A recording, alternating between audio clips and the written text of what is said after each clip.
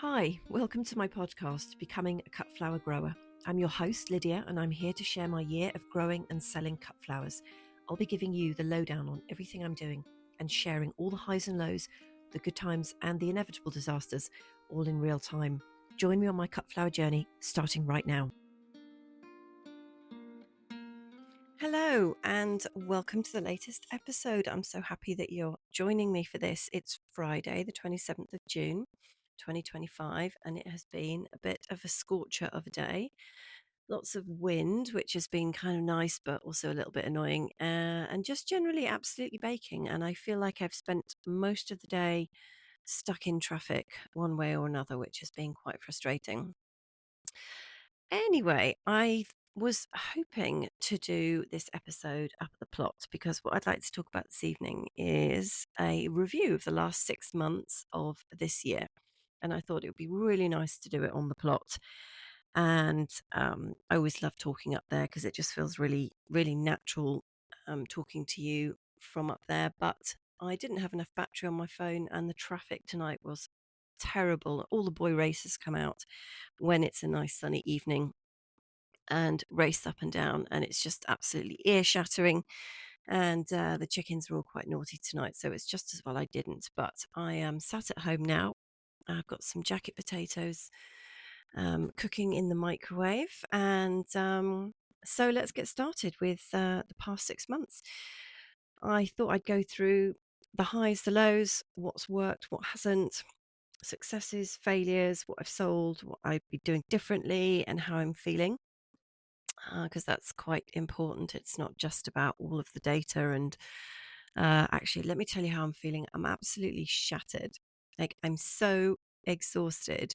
I can't think straight. And I don't like it when I get this tired because I worry that I'm going to forget something important. So there are quite a few post-it notes like all over the place and reminders on the phone. And yeah, just really, really shattered. And I haven't sold as many set stems as I thought I would, so I've had to pick up some other bits of work, and that just then takes me away from the plot and the flowers, which is frustrating. And so anyway, I guess the most exciting bit has been actually selling my flowers to my lovely wedding florist. And actually, I saw a photo of the bride's what do you call it? No, you know what I mean. When the bouquet that the bride is actually holding, and I spotted one of my yellow Roldale roses in it, and I was beyond excited. Like, I can't tell you how incredible that made me feel to see one of my little guys going to a wedding and being part of that whole experience. So I was chuffed to bits with that. And I have grown some lovely flowers, but at the moment, I mean, I guess I'm doing exactly what the podcast name is, becoming a cut flower grower, not becoming a cut flower seller, because I am just not quite there. So I've got some lovely things which are ready, but I haven't got the volume. So I've got some phlox, which is gorgeous, but I haven't done anything with it because my wedding florist doesn't need anything for this weekend, and I'm not. I don't know if anybody else is just going to buy like 5 stems of phlox. I'm drowning in cornflowers. I mean, this is just mental. This is kind of going in both categories, highs and lows, the cornflowers. I feel like my life is one big cornflower babysitter. So they are the first batch that went in the ground have done phenomenally well. They're the most stunning plants I've ever seen, and they're flowering their socks off. But because I don't need them yet for anything, and I didn't want to sort of hawk them around because they're not particularly valuable per stem. So you need to do like a really decent bunch of them. So what I've been doing is kind of deadheading them in preparation for a wedding that I'm going to be supplying into next weekend, and then a couple of weeks after that. So I'm kind of keeping them going. So I've been deadheading them and then bringing all the short stems home. And that was fine to start with, but then the plants have really ramped up production. So I'm spending about an hour in the morning, every morning before work, just cutting cornflower stems. And given that I'm not selling them,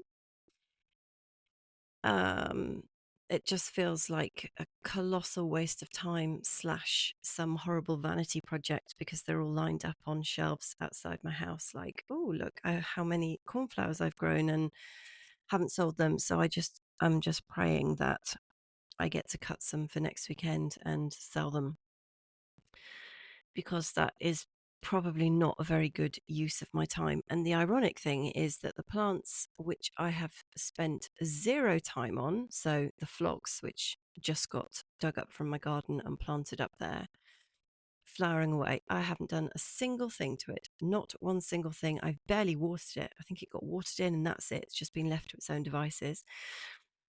I bought a hydrangea limelight from my wholesaler last autumn.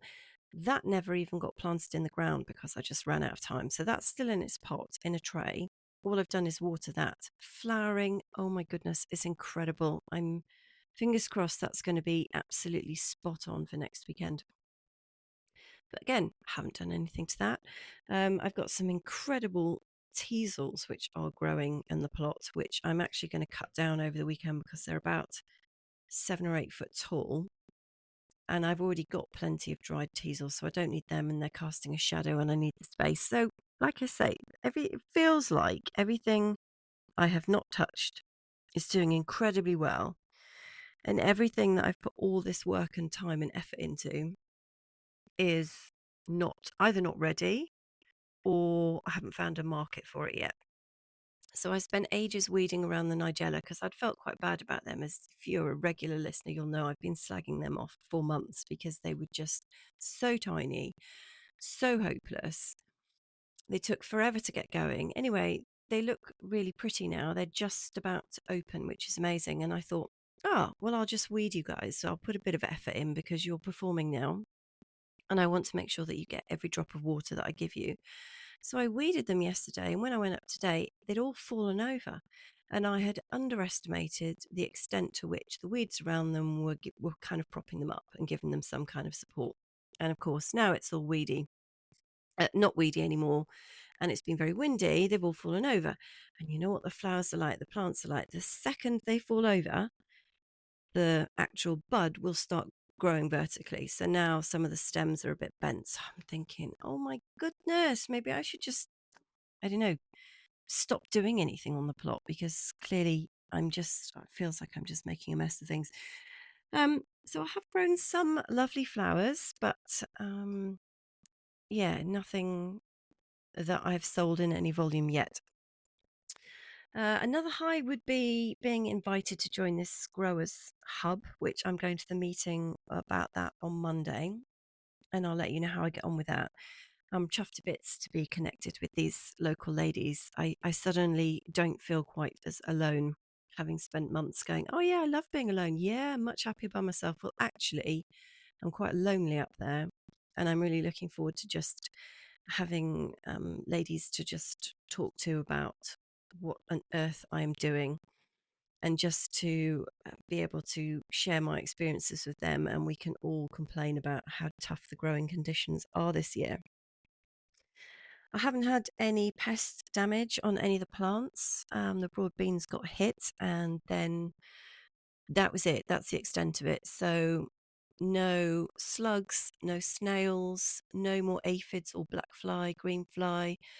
Um, Absolutely nothing else, which is a miracle. I still think they don't know I'm there, so maybe they will next year. But it is a field, and perhaps it's just not on anybody's radar yet. The dahlias are doing incredibly well. Having had that wobble a couple of weeks ago when I went to see Richard, and his were all flowering, and I thought, oh my goodness, I've completely messed this up. Well, actually, mine are doing fine. So nobody's flowering, but given that I have no water, in fact, I actually ran out of water from the Bowsers completely tonight. So I have zero water for the plot, which is just terrifying. I don't even want to think about how terrifying that is, actually. I've got water for the chickens and the ducks, but nothing for the flowers. So I was a bit despondent about the dahlias, and then mine are just doing absolutely fine now. And yeah, in fact, I can't believe how well they're doing. So that is great news. Um, I think one of the other highs also was getting Nigel round with the digger. So that was a fantastic experience. And I hope you've listened to that episode because he was an absolute trooper. Worked really hard on an incredibly hot day. Well, back when we thought it was like hot. Now I would love to have that kind of temperature again. Wasn't even that hot, but for the time it was. And I've got 100% more cultivatable space, only I'm not growing on all of it because I just have not got round to doing it. But at least it's there, it's waiting. So that's pretty much all of the highs. I think what it's shown me is that I am a competent grower.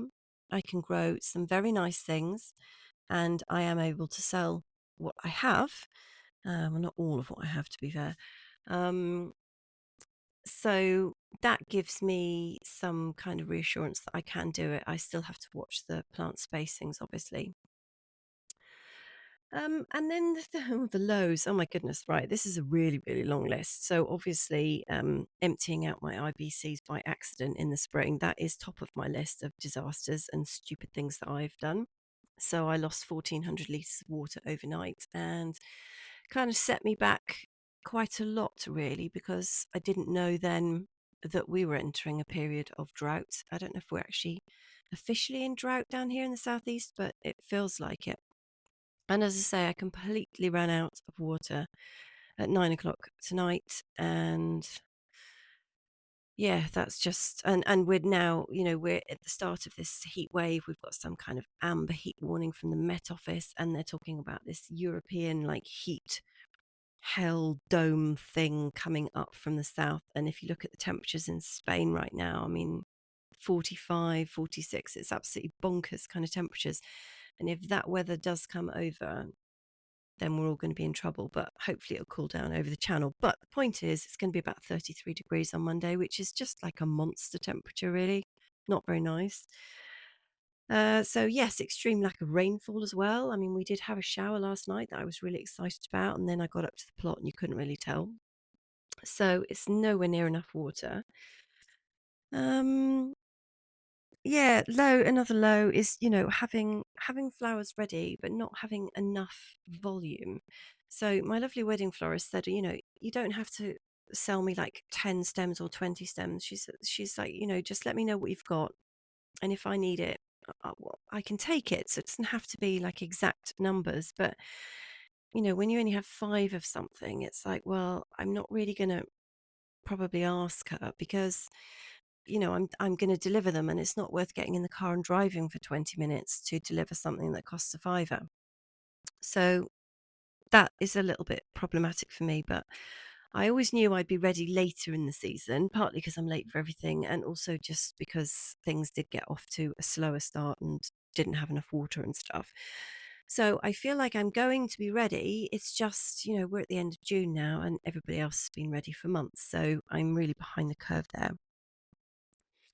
My annual's definitely too high maintenance. Like I've already mentioned the cornflowers, and some of the guys, they're going to be absolutely lovely, and I can't wait. Like the little yellow golf balls on sticks, those guys are just about to colour up, and they look amazing, but they are tiny. They're not as big as it looked on the packet, I have to say. A bit disappointing. Uh, I think the scabious and the didiscus are going to be gorgeous. The ami is really small. You need a magnifying glass to find that. I think they've just bolted in the heat. So some of my second and third batches of cornflowers, they've also grown, and then they've gone, oh God, this is a bit hot. Why don't we just flower and set seed now and be done with it? So they're only about a foot tall, which is like terrible. So the ami look lovely, but they're just sort of miniature ami. So maybe, vases on a table, or yeah, anyway, the less said about that, the better. So I definitely don't have enough perennials, definitely don't have enough foliage. I was quite impressed with myself that I'd bought some mint plants, and then it's just absolutely nowhere near enough. So yeah, you just need so much more of everything than you think you need. And I thought I'd sown a lot. I was giving you numbers a few months ago. I've got hundreds of these and I've got hundreds of these. And then you put them out in the field and you think, huh, Well, I could have done with another 500 of those.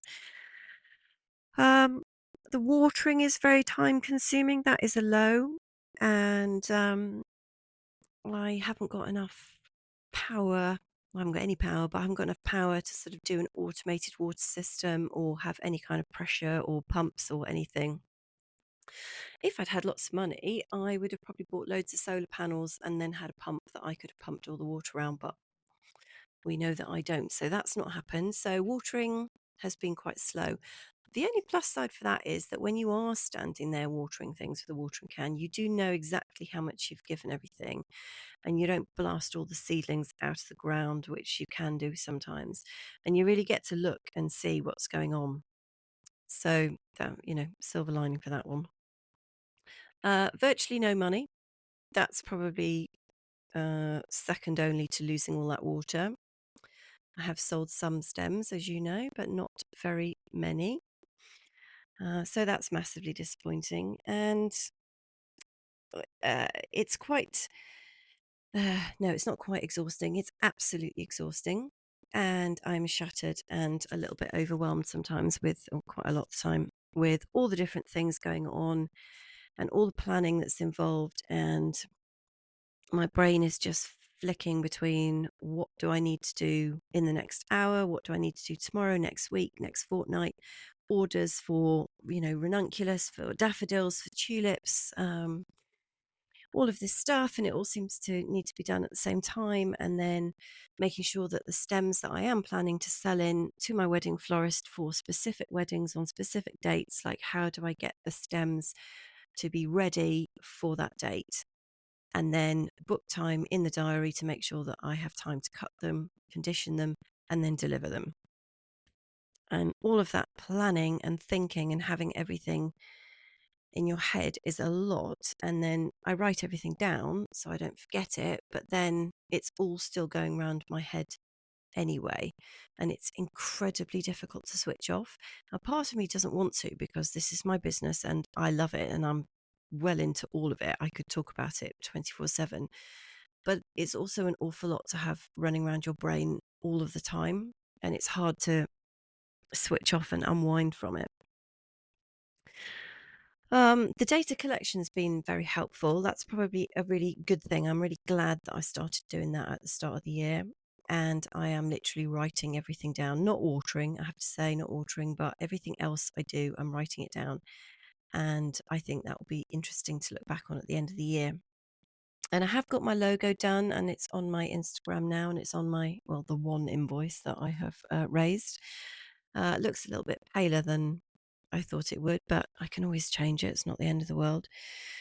So, what would I say my key learnings are from the first 6 months of this year? Well, definitely sow earlier and get things planted out earlier and then just cover them and get the staking in place earlier and supports in place. I knew that was going to be a contentious area.